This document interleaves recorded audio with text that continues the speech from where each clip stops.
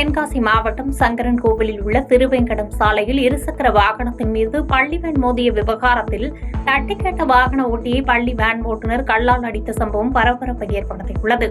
இச்சம்பவம் தொடர்பாக இருசக்கர வாகன ஓட்டுநர் ஐயனார் அளித்த புகாரின் அடிப்படையில் தலைமறைவாக உள்ள பள்ளி வேன் ஓட்டுநரை போலீசார் தேடி வருகின்றனர்.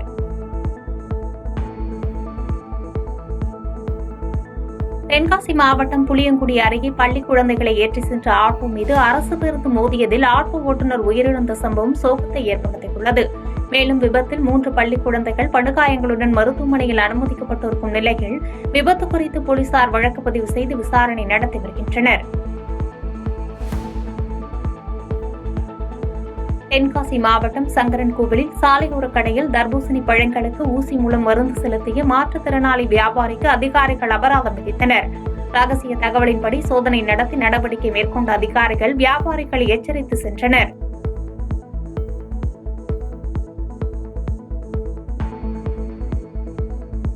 நெல்லை மாவட்டம் சேரன் மகாதேவியில் உள்ள மெடிக்கல் ஷாப்பின் பூட்டை உடைத்து முதியவர் ஒருவர் 5000 ரூபாயை திருடி சென்ற சிசிடிவி காட்சிகள் வெளியாகியுள்ளன.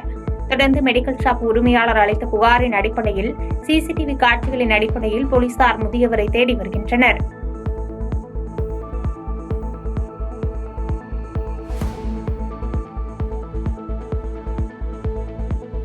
நெல்லை மாவட்டத்தில் அம்பை மற்றும் கல்லிடைக்குறிச்சி உள்ளிட்ட பகுதிகளில் தெற்கு வங்க கடலில் நிலவும் காற்று சுழற்சியால் பரவலாக கனமழை பெய்தது.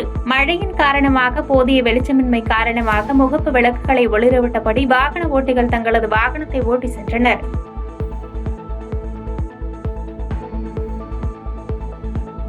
கடலூர் மாவட்டம் நெய்வேலி அருகே உள்ள ஊமங்கலம் கிராமத்தில் முஹைதீன் ஆண்டவர் ஜும்மா பள்ளிவாசல் திறப்பு விழா, மத நல்லிணக்க விழா மற்றும் ஹிப்லு மதரச துவக்க விழா ஆகிய முப்பெரும் விழா நடைபெற்றது.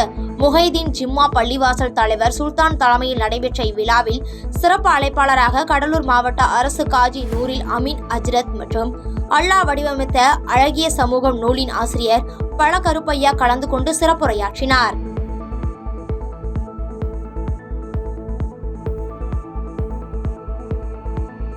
தென்காசி மாவட்டம் கடையம் அருகே உள்ள தனியார் கல்லூரி அருகில் மான் ஒன்றை அங்கு சென்ற நாய்கள் துரத்தி கடித்துள்ளன.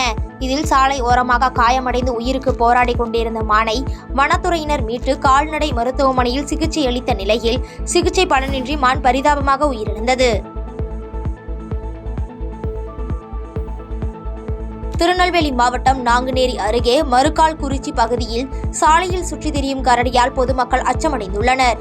இது குறித்தான வீடியோ காட்சிகள் தற்போது இணையத்தில் வைரலாகி வரும் நிலையில் கரடியை பிடிக்க வனத்துறையினர் உரிய நடவடிக்கை எடுக்க வேண்டும் என்று சமூக ஆர்வலர்கள் மற்றும் அப்பகுதி மக்கள் கோரிக்கை விடுத்துள்ளனர். திருப்பூர் மாவட்டம் அவிநாசி அடுத்த பெருமாநல்லூரில் தமிழ்நாடு வணிகர் சங்கங்களின் பேரவை திருப்பூர் வடக்கு மாவட்டம் சார்பில் 42வது மாநில மாநாடு சம்பந்தமாக மாவட்ட ஆலோசனை கூட்டம் தனியார் கூட்ட அரங்கில் நடைபெற்றது. தொடர்ந்து செய்தியாளர்களை சந்தித்த மாநில தலைவர் சவுந்தரராஜன் தமிழக அரசு உயர்த்தியுள்ள சொத்து வரியையும் மின்சார கட்டணத்தையும் வணிக உரிம கட்டணத்தையும் குறைக்க வேண்டும் என்று வலியுறுத்தி மார்ச் மாதத்தில் தமிழகம் முழுவதும் ஆர்ப்பாட்டம் நடத்த பேரவை சார்பில் திட்டமிட்டுள்ளது என தெரிவித்துள்ளார்.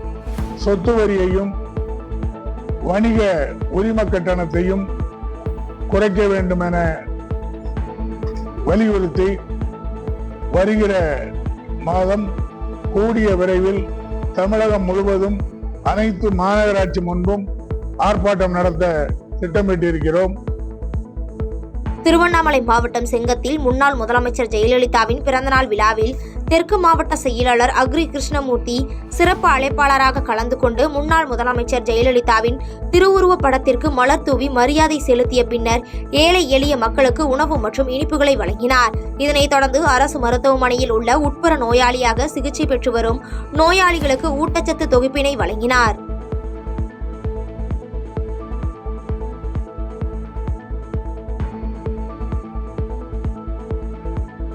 புதுக்கோட்டை மாவட்டம் அறந்தாங்கி அருகே உள்ள ஸ்ரீ சிவகாம சுந்தரி சமேத ஸ்ரீ அகதீஸ்வரர் ஆலயத்தில் மகா சிவராத்திரியை முன்னிட்டு மாட்டுவண்டி எழுகை பந்தயம் சிறப்பாக நடைபெற்றது. இந்த போட்டியில் மதுரை, திருச்சி, தஞ்சாவூர், புதுக்கோட்டை, ராமநாதபுரம், சிவகங்கை உள்ளிட்ட பல்வேறு மாவட்டங்களில் இருந்து கொண்டுவரப்பட்ட மாட்டு வண்டிகள் போட்டியில் கலந்து கொண்டன.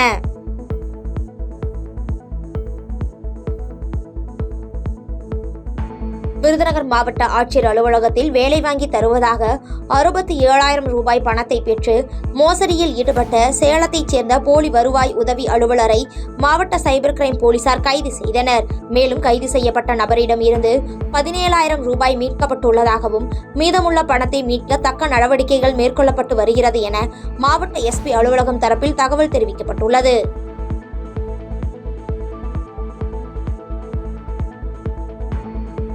கள்ளக்குறிச்சி மாவட்டம் சங்கராபுரம் அருகே உள்ள ராவத்தநல்லூர் கிராமத்தில் அங்காள பரமேஸ்வரி ஆலய மயான கொள்ளை திருவிழா வெகு விமர்சையாக நடைபெற்றது. இந்த திருவிழாவில் அங்காளம்மன் காளியை சிறப்பு அலங்காரம் செய்யப்பட்டு திருத்தேரில் மயானத்தை நோக்கி சென்ற நிலையில் இதில் ஏராளமான பக்தர்கள் கலந்து கொண்டு சுவாமி தரிசனம் செய்தனர்.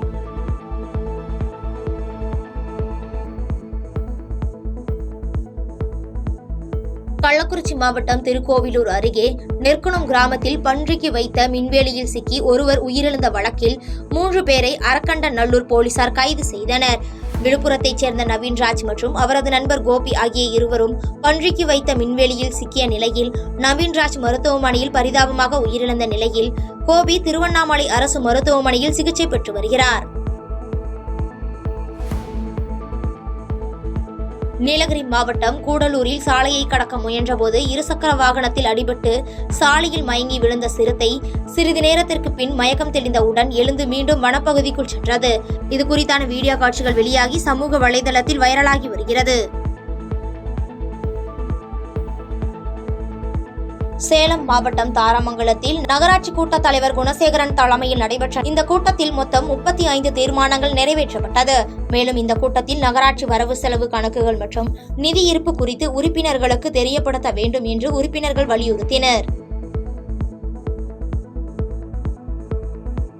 தென்காசி மாவட்டம் சங்கரன்கோவிலில் விண்மீன் இல்லம் குழந்தைகளுக்கு தென்காசி வடக்கு மாவட்ட செயலாளர் கிருஷ்ணமுரளி தலைமையில் மறைந்த முன்னாள் முதலமைச்சர் ஜெயலலிதாவின் பிறந்தநாளை முன்னிட்டு மதிய உணவு வழங்கினர்.